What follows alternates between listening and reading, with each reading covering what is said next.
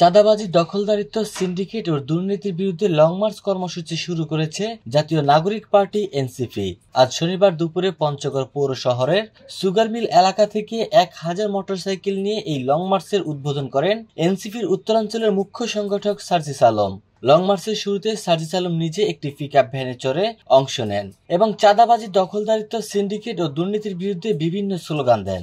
Long মার্চটি Panchagarh সদর উপজেলার কামাত কাজলদিঘি, চাকলাহাট, হাফিজাবাদ, অমরখানা, সাতমেরা, তেতুলিয়া উপজেলার দেবনগর, ভজনপুর, বুড়াবাড়ি, শালবহন, তেতুলিয়া ও তিরনহাইট ইউনিয়ন অতিক্রম করে বাংলাবান্ধা ইউনিয়নে গিয়ে শেষ হয়। প্রতিমধ্যে তেতুলিয়া চৌরাস্তায় প্রথম পথসভা এবং বাংলাবান্ধা ইউনিয়নে সিপিআই পাড়া বাজারে দ্বিতীয় পথসভা অনুষ্ঠিত হয়। উভয় পথসভায় বক্তব্য দেন সার্জিস আলম। প্রায় 165 কিলোমিটার দীর্ঘ এই লং মার্চে জেলার 5 উপজেলার এনসিপি নেতাকর্মীরা অংশ নেন।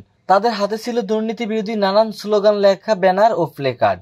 লং মার্চ শেষে বাংলাবান্ধা থেকে পঞ্চগড় শহরের চৌরাঙ্গি মোড়ে জুলাই স্মৃতিস্তম্ভে সমাপনী বক্তব্য দেন সার্জিস আলম।